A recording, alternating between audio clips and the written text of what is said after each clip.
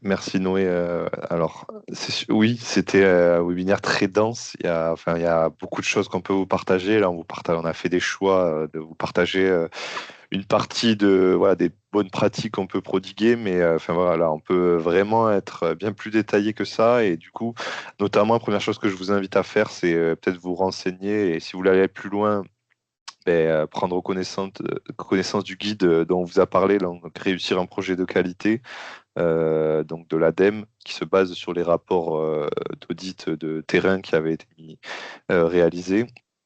Voilà, vraiment, n'hésitez pas à aller voir ce guide. Il sera disponible, alors on peut vous le mettre dans le chat, et après, il sera disponible dans tous les cas dans les supports de compte rendu et puis dans les replays vidéo également. On vous met aussi plein de liens utiles, enfin voilà, notamment le site national de référence, donc géothermie.fr. Vous avez tout un tas de ressources. euh, donc disponibles, vraiment, n'hésitez pas à le parcourir. Il y a un espace régional, il y a un espace cartographique où voilà, vous avez accès au potentiel de géothermie, le zonage réglementaire, etc. Vous avez aussi le site de l'Association française des professionnels de la géothermie, la FPG, où voilà, il y a tout un tas aussi de ressources, notamment dans la médiathèque. Vous avez des études de filière, voilà, des études en tout genre sur la géothermie. Donc, je vous invite vraiment à parcourir ces liens si vous voulez aller plus loin. Peut-être déjà vous remercier à tous pour votre participation, vous remercier pour la dynamique qu'il y a eu dans le chat, toutes les questions posées. On va prendre voilà, des questions s'il y en reste qui n'ont pas encore été traitées, on va les prendre là à l'oral. Voilà, il nous reste un peu plus d'une dizaine de minutes puisque donc, ce webinaire se terminait à 12h15. Voilà, pour prendre les questions. Je remercie déjà tous les membres du réseau d'animation qui ont apporté directement au fur et à mesure des questions posées des éléments de réponse je pense à la quasi-totalité des questions. Il en reste peut-être certaines qui nécessitent encore des éléments de réponse. Dans tous les cas, bon, vous pouvez toujours continuer à poser des questions dans le chat. Voilà, là, dans l'immédiat, on peut en prendre quelques-unes. Si jamais vous avez des questions après le webinaire, n'hésitez pas de la même manière à les poser à typiquement votre animateur régional concerné. Donc vous avez voilà, le lien vers la cartographie voilà, des différents animateurs régionaux qu'on peut aussi vous remettre dans le chat. Je rajoute aussi que les replays et supports des webinaires, donc à la fois du premier et de celui-ci, ils seront disponibles très prochainement en ligne. Vous recevrez un mailing vous indiquant voilà, que les comptes rendus sont en ligne. Je vous invite aussi à prendre 5 minutes pour nous donner votre avis sur ces webinaires et notamment aussi nous suggérer des sujets que vous souhaiteriez voir traités lors des prochains webinaires. Voilà, euh, donc, comme je vous l'ai dit, ce cycle de webinaires, il est annuel, donc n'hésitez pas à nous partager voilà, vos avis concernant tout ça. Et sinon, je laisse la parole pardon, aux animateurs, à Xavier, Pierre. Je ne sais pas s'il y a des questions qui sont restées sans réponse. Normalement, vous avez Oui, la tout, main pour prendre la parole. tout à fait, Johan, merci beaucoup. Donc, je commence par me présenter, Xavier Mock, je fais partie des permanents de la FPG, l'Association française des professionnels de la géothermie, où j'ai notamment une mission de coordination de ce réseau d'animation. Déjà, je vais m'associer aux remerciements parce que les échanges ont été extrêmement riches dans le chat. On a d'ailleurs une demande sur la possibilité de récupérer aussi tous ces échanges pour les avoir en plus des diapos. Donc, merci à tout le monde pour votre intérêt, pour vos questions et merci beaucoup également à toutes les personnes qui ont pris le temps d'apporter des réponses. Peut-être je précise juste Euh, que je précise que du coup, il y aura bien une foire aux questions qu'on va mettre en place où on va récupérer justement un peu toutes les questions qui ont été posées, les réponses qu'on a pu apporter voilà, dans le chat. Et voilà, on va mettre ça au propre. Ça arrivera peut-être dans un second temps, mais on va faire en sorte que voilà, de pouvoir récupérer aussi toutes les informations qu'on peut capitaliser sur ces échanges. Merci beaucoup, Johan, pour ces précisions. Du coup, il me reste, j'ai identifié encore trois questions qui sont restées sans réponse parce qu'elles sont à soumettre au plus grand nombre.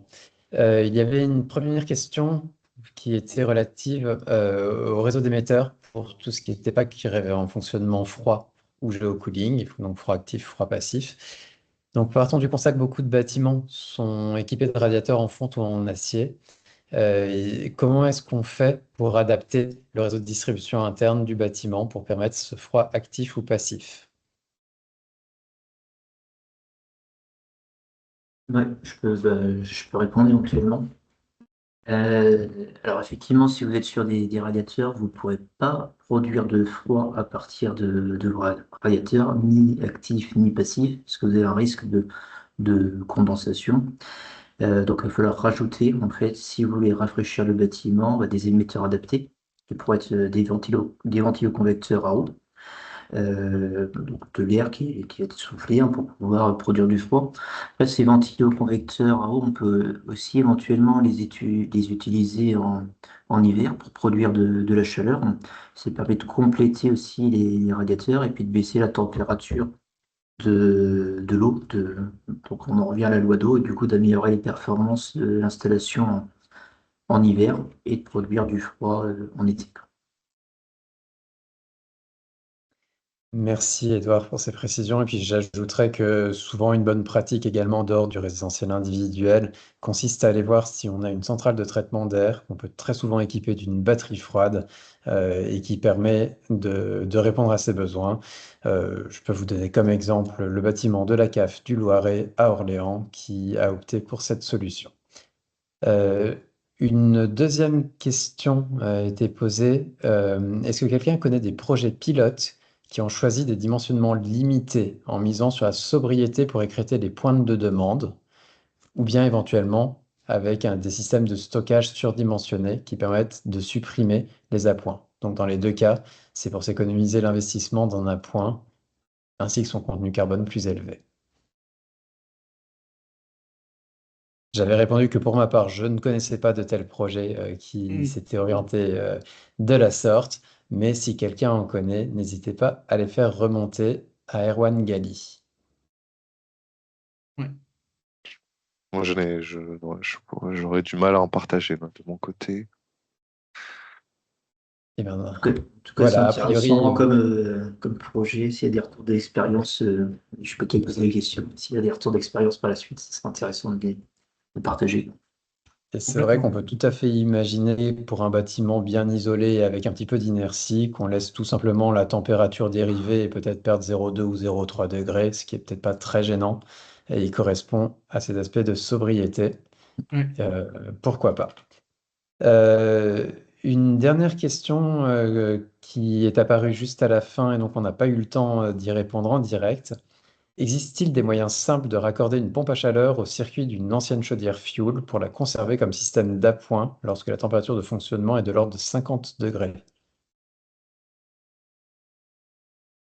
Oui, alors on peut raccorder des pompes à chaleur à d'anciennes chaudières. Après, faut être vigilant sur le mode de régulation et sur comment on va pouvoir piloter l'ancienne chaudière et la pompe à chaleur. Donc,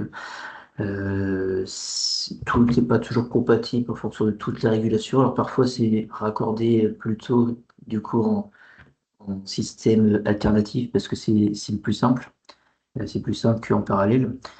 Après, alors si vous êtes sur des chaudières fuel, il faut penser aussi que si vous passez du fuel par la suite, quoi, vous pouvez bénéficier des certificats d'économie d'énergie bonifiés, quoi. Donc, il faut peut-être se poser la question aussi, ça peut être très intéressant, de l'intérêt de conserver la chaudière fuel, quoi.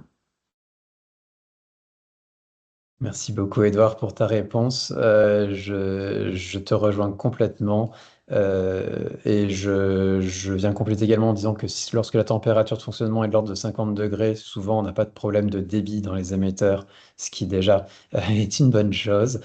Et par ailleurs, c'est vrai que ça arrive quand même très régulièrement dans l'existant qu'on ait déjà un système installé et qu'on vienne le conserver comme appoint, voire comme secours.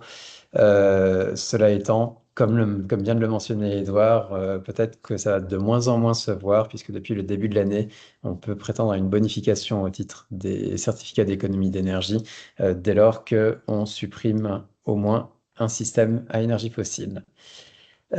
Pour ma part, je n'ai pas noté d'autres questions. Ah si, il y en a une qui vient juste de tomber dans le chat que je vais relayer en direct. L'interdiction en janvier 2027 des chaudières gaz dans le bâtiment neuf ne prive-t-il pas d'une solution pertinente pour réaliser l'appoint d'une géothermie? Ça dépend du point de vue. Si on est en bâtiment neuf, ça veut dire qu'il n'y a pas de gaz déjà d'installer dans le bâtiment. Donc ça voudrait dire qu'il faudrait installer un réseau gaz plus prendre également un abonnement gaz pour faire de l'appoint sur l'installation. Je crois que le sujet, il est plutôt de dire qu'on peut féliciter cette interdiction de recours aux fossiles et que, on trouvera des solutions alternatives pour faire du bivalent s'il y a besoin de faire du bivalent sur les installations. Maintenant, autant à voir.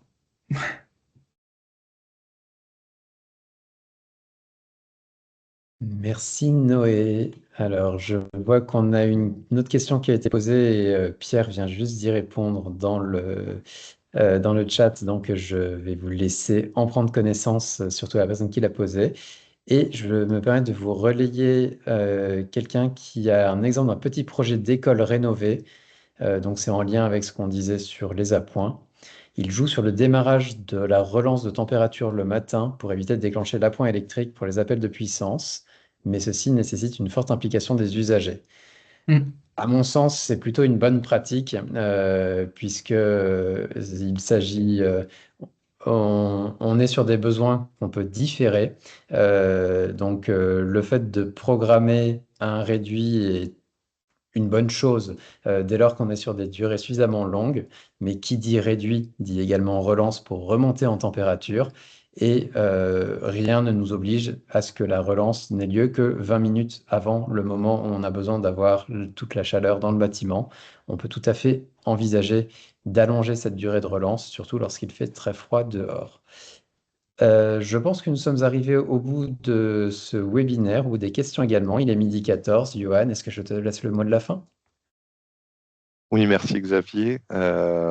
Bon, comme je vous l'ai fait, je remercie à nouveau donc tous les participants et puis tous les intervenants aussi pour ces deux webinaires. Vous aurez tous les contenus de compte rendu dans les prochains jours. Je vous invite bien à renseigner le sondage sur voilà, votre satisfaction et votre avis sur ces webinaires et donc sur les sujets que vous souhaiteriez traiter. Et sinon, je vous souhaite de bons projets de géothermie et bon appétit. Merci beaucoup. Merci à tous. À bientôt.